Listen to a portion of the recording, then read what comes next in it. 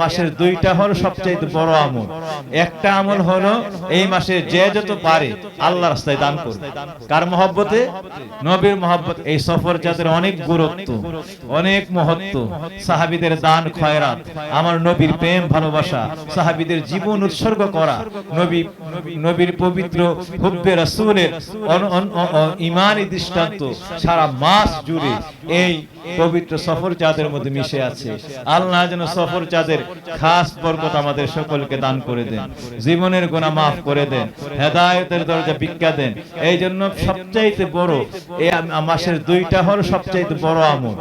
একটা আমল হলো এই মাসে যে যত পারে আল্লাহর রাস্তায় দান করবে। কার মহব্বতে? সবাই বলেন কার মহব্বতে দিবে? নবীর মহব্বতে। কার মহব্বতে? নবীর মহব্বতে। সাহাবীরা আমার নবীর মহব্বতে আল্লাহর রাস্তে এই মাসে এত দান করেছিলেন, সারা বছরও এটাকে ওজন কইরা তুলন দেওয়া সম্ভব হবে না। শুধুমাত্র আমার নবী নিয়ে একটু সুস্থতায় ফিরে আসে, আমার নবীর নিয়ে আল্লাহ একটু হায়াতরা আল্লাহ দীর্ঘ হায়াতে পরিণত করে দেয়। সুবহানাল্লাহ। সাহাবীরা জীবনের চাইতে শুধু রসুল রসুল রসুল রসুল করে, শুধু রসুলের মহব্বতে জীবন জান জীবন সব কুরবান করে দিয়েছে।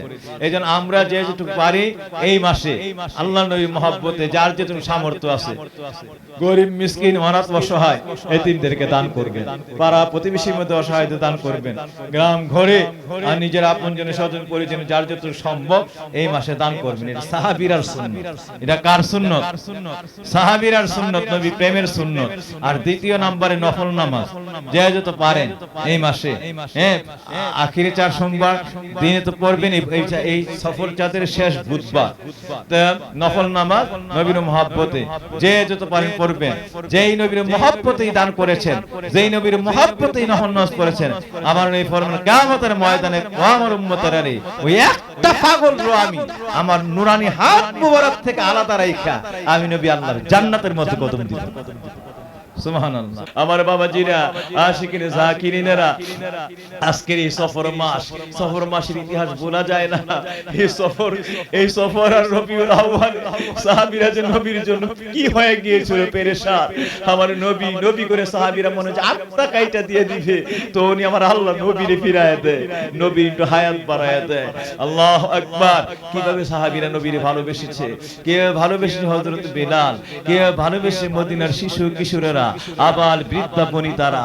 আল্লাহ যেন ওই নবী প্রেম আমাদের মধ্যে দান করে দেন। কুরকুলের মসজিদে মুসল্লিদের মধ্যে নবী প্রেম আল্লাহ যেন হযরত বিলাল, হযরত ইমাম হাসান হুসাইন, হযরত আহলে বায়াত সহ আল্লাহ রাব্বুল আলামিন আশিক রাসূলদের সকল প্রেম আল্লাহ আমাদের অন্তরে রাসূল করে দেন। ওইভাবে নবীকে ভালোবাসার তৌফিক দান করে দেন।